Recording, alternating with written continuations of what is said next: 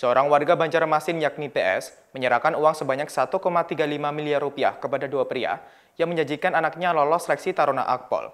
Namun sudah setahun berlalu, sang anak tak kunjung lolos seleksi. Ternyata PS baru sadar bahwa ia telah menjadi korban penipuan. Dilansir oleh Kompas.com, penipuan itu berawal saat anak PS mengikuti seleksi calon Taruna Akpol pada tahun lalu, namun gugur dalam seleksi akademik.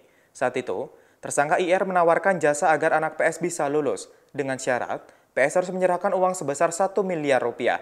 Kemudian, PS menyerahkan uang 200 juta rupiah kepada IR saat mereka bertemu di sebuah hotel di Banjarmasin. Uang itu disebut untuk operasional.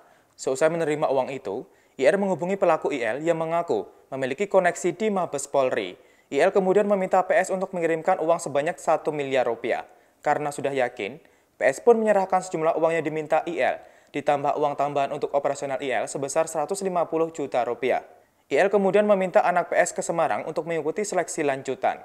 Padahal diketahui, sang anak tidak lulus seleksi di Polda Kalsel. Karena sudah percaya, PS dan anak serta keluarganya berangkat ke Semarang pada 4 Agustus tahun lalu.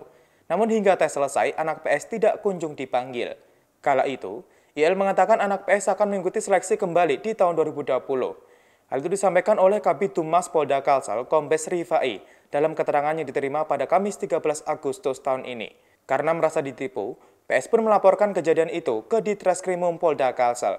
Pelaku IR dan IL kemudian ditangkap polisi di Jakarta.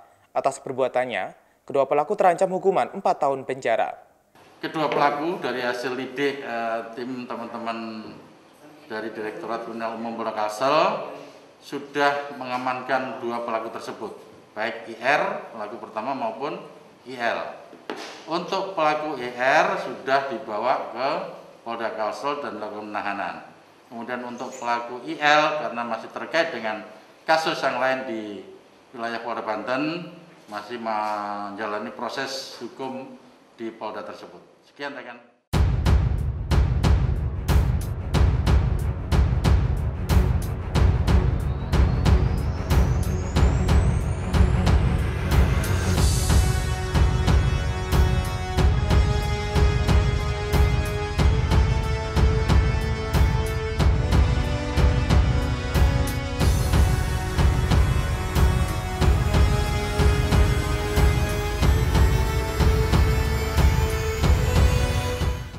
Demikian Tribun News Update hari ini. Nantikan berita terbaru lainnya hanya di tribunnews.com. Terima kasih sudah nonton.